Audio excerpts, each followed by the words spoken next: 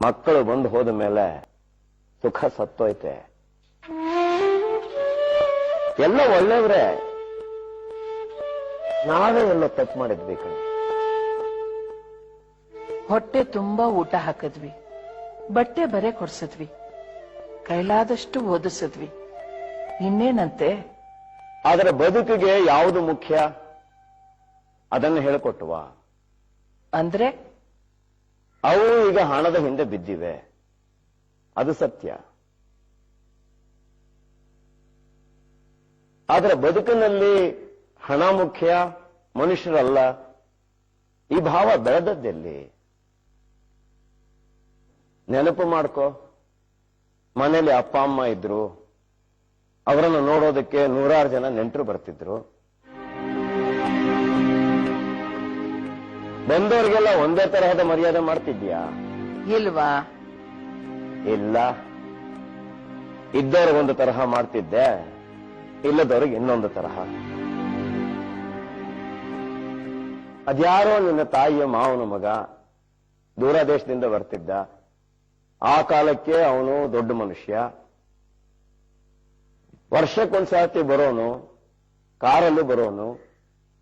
ಗಂಡ ಹೆಂಡತಿ ಮಕ್ಕಳು ಚಂದ್ರನ ಮೇಲಿಂದ ಬಂದ ಹಾಗೆ ಮೆರೆಯೋರು.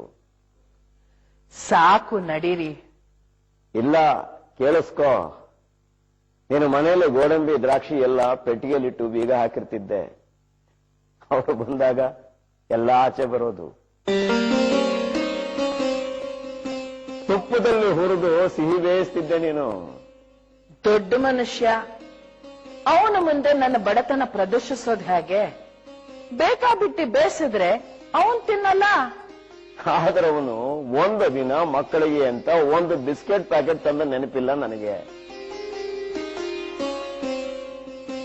ಅದೇ ನಿನ್ನ ಅಣ್ಣ ಹತ್ತಿರದಲ್ಲಿದ್ದ, ತಿಂಗಳಿಗೊಂದ್ಸರ್ತಿ ಬರೋನು.